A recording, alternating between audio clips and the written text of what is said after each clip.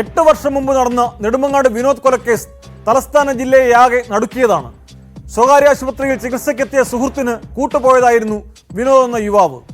കൈക്ക് പരിക്കേറ്റെത്തിയ ആളോട് എന്തു പറ്റിയതാണെന്ന് അന്വേഷിച്ചതിനാണ് നിരപരാധിയായ വിനോദിന്റെ ജീവനെടുത്തത്. കേസിൽ ഒടുവിൽ കോടതി കടുത്ത ശിക്ഷ തന്നെ വിധിച്ചിരിക്കുന്നു. കേസിലെ 1-ാം പ്രതി കാട്ടുണ്ണി എന്ന ഉണ്ണിക്ക് തൂക്കുകയർ വിധിച്ച കോടതി 3 പ്രതികൾക്ക് ജീവപര്യന്തം തടവ് ശിക്ഷയും വിധിച്ചു.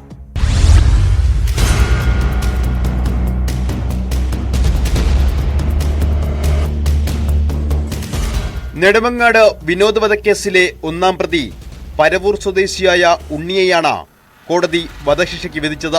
കാട്ടുണ്ണി എന്ന ഉണ്ണി നിരവധി ക്രിമിനൽ കേസുകളിലെ പ്രതിയാണ്. ഇയാൾ ജയിലിൽ നിന്നിറങ്ങുന്നത് സമൂഹത്തിന് ആപത്താണെന്ന് കോടതി നിരീക്ഷിച്ചു.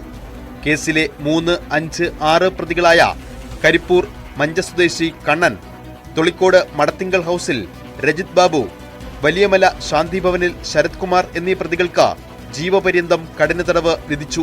തിരുവനന്തപുരം 6-ാം അഡീഷണൽ സെഷൻസ് കോടതി ജഡ്ജി പ്രസൂൺ മോഹന്റേതാണ് ഉത്തരവ്. ശിക്ഷിക്കപ്പെട്ട പ്രതികൾ 4,60,000 രൂപ പിഴയടയ്ക്കാനും കോടതി ഉത്തരവായി. കേസിലെ 2, 4 പ്രതികളായ പ്രശാന്ത്, ഷിബു എന്നിവരെ വെറുതെ വിട്ടു.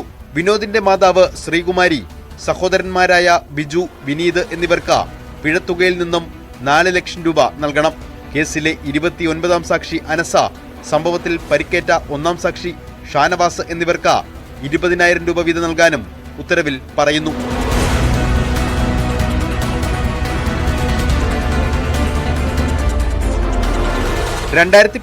ജനുവരി 31-നാണ് കേസിനാസ്പദമായ സംഭവം.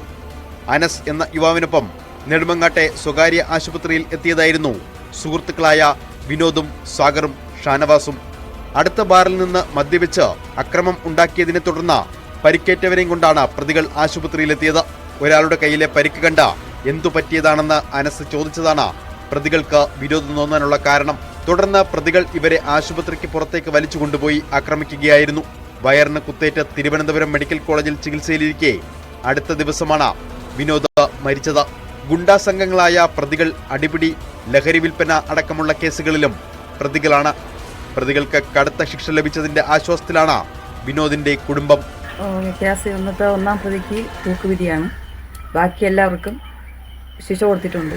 ഇനി അങ്ങനെ ഒരു സംഭവം ഉണ്ടാവാതിരിക്കട്ടെ. ഇതിൽ നിന്നും നല്ലൊരു പാഠം ബാക്കിയുള്ളവരും ഇനിയൊരു കുറ്റകൃത്യം ചെയ്യുമ്പോൾ അത് അറപ്പുണ്ടാവണം. നമുക്ക് അത് ചെയ്യാൻ പാടില്ല എന്നുള്ളൊരു തോന്നൽ ഇനിയുള്ള മനുഷ്യർക്ക് ഉണ്ടാവണം.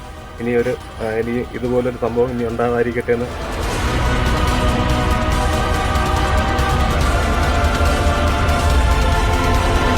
ന്യൂസ് 18 നെടുമങ്ങാട്.